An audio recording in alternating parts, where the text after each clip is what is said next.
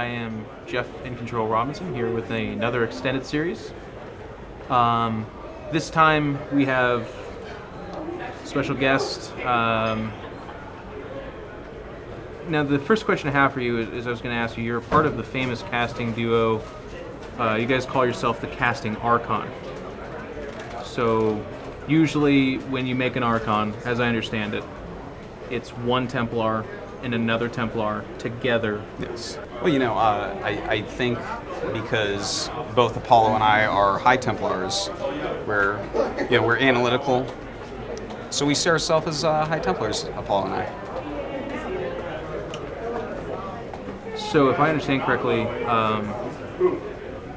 the casting archon that you're referring to is the one that you have with Apollo.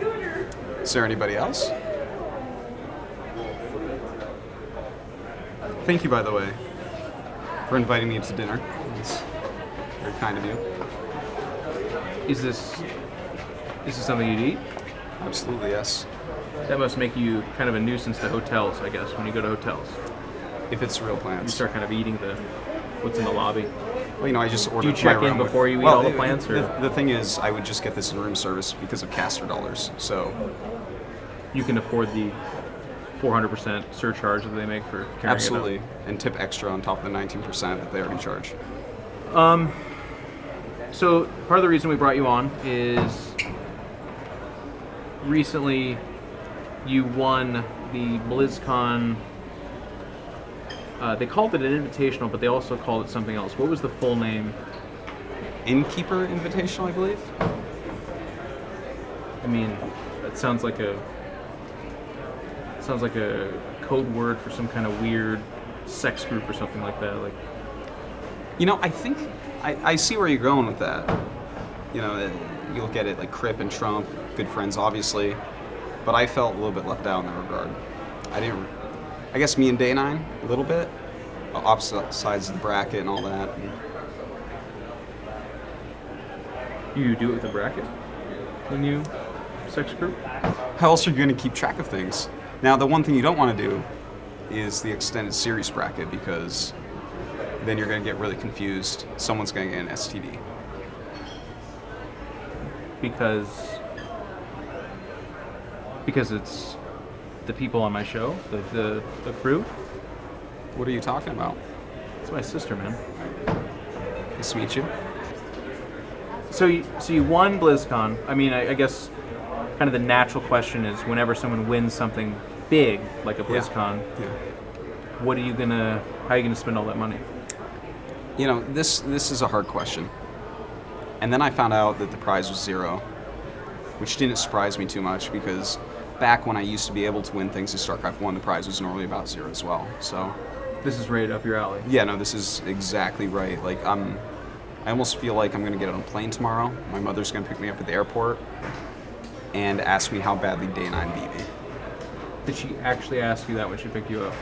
Well, a specific question one time when I got picked up at the airport was, did you lose to Day9 again? I didn't expect this interview to get so deep in the field so quickly, but... It's going there. I think I saw a picture of you kissing a mug. I was actually trying to drink out of that mug. I don't know how I don't know how this rumor is being spread around like this. Well, I want to put an end to this rumor on this show right now. What were you trying to drink? I thought there was water in the mug, and then after I mistakenly misdrank out of the mug, I checked, and there was actually nothing in there at all. Okay. It is important to note for you guys that this interview was made possible by Kingston HyperX. We actually couldn't get any of their product here. I'd like to think it's because it's so valuable that... I think you came unprepared.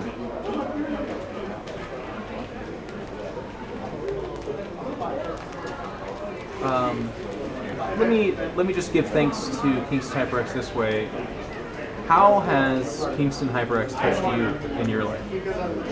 I did a booth with you at PAX with Kingston HyperX, and they gave me an SSD, and I put it in my computer. Tell me about your experience at BlizzCon, just to wrap things up. It was good. Again, that got real deep pretty quick there. You're a great interviewer. I guess the final thing that I'd ask you then is, do you have any shout outs, any words for your friends? Anything you'd like to say? No.